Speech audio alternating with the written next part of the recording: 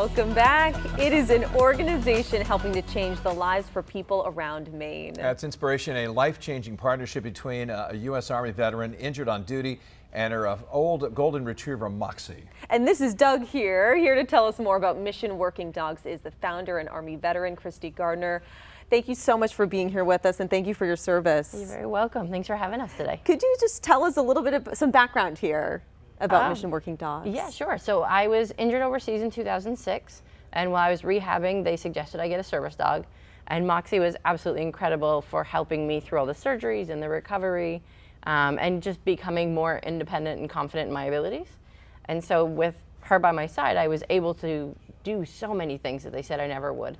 And I wanted to pay that forward to others and be able to, help people in our community that had the similar troubles that I did and struggles, and help them live more independently as well. Well, introduce the dog you have now. And so friendly too, by the way. Yeah, so This is my boy Doug. Doug, paws up. Oh. So Doug is my mobility assistance dog now. Moxie served with me for about 12 years.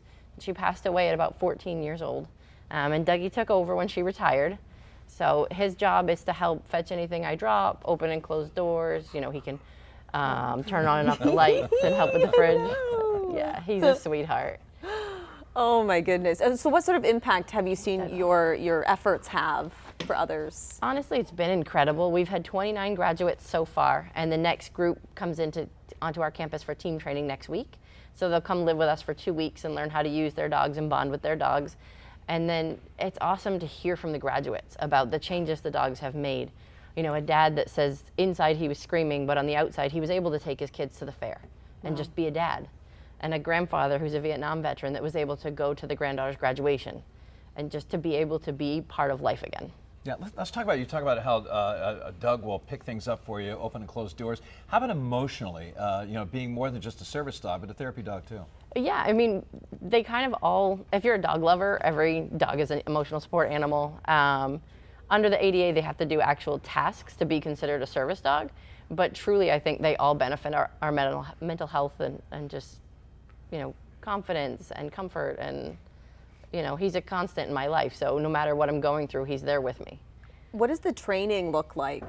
Oh, the training's incredible. It takes about 2 years to fully train a service dog. So they get a minimum of 120 hours to meet the international standard, but most of our dogs have between 2,000 and 3,000 hours of training. Wow. Now, how many dogs have you trained, and how many people have benefited from this program? So we have 70 in our program right now. We have 13 that we expect to graduate this fall, but Doug's best friend Libby is actually due with her next litter next week. And so when these 13 graduates move on, the new kids will move into their training slots.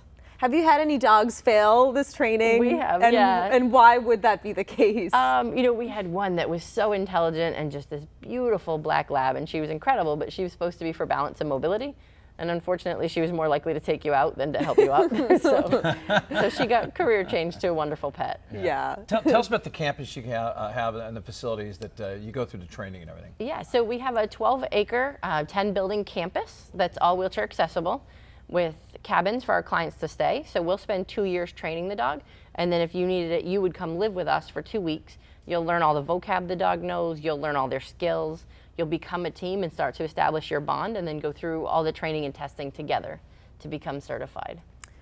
What does it mean for you to kind of see that initial sort of meet and greet to then that true bond being formed? It's really incredible, and it's kind of funny because sometimes the dogs take right to the people and the bond is instant.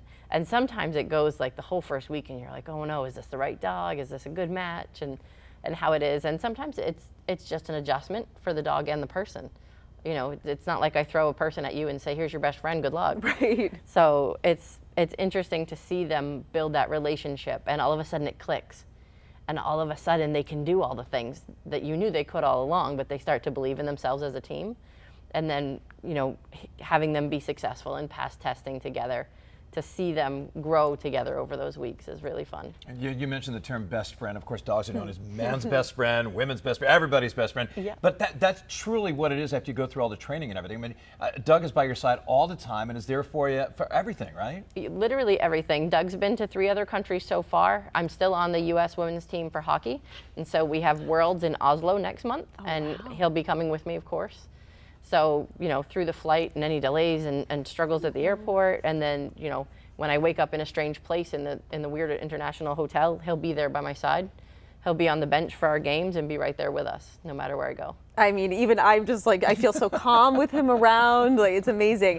Tell us a little bit more about Moxie, and you have a 5K in her honor, is that correct? We do, yeah. The 5K is coming up this Saturday. It was in partnership with Oxbow Beer Garden, so it'll start and end at the brewery.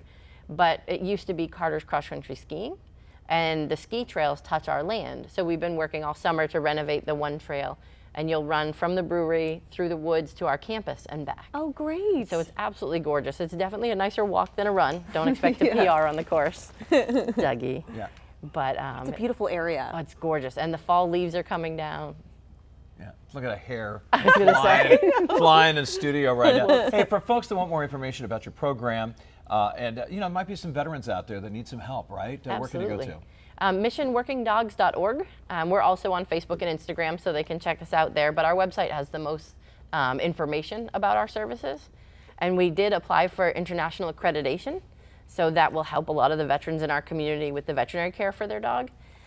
But we'll hear the word on November, whether or not we get that status. Amazing. And where can people find out more about the 5K on Saturday? That's on our website Okay, and our great. Facebook as well. Perfect. What time is it starting? It's at 10:30, so you don't have to get up too Good, early. perfect, yeah. The brewer will be open when you finish. Everybody gets a free beer ticket. So Hey, there you go. Now you're T-shirt. talking. That sounds and, great. What's Doug's favorite treat, by the way? Oh, what do you think? Bacon?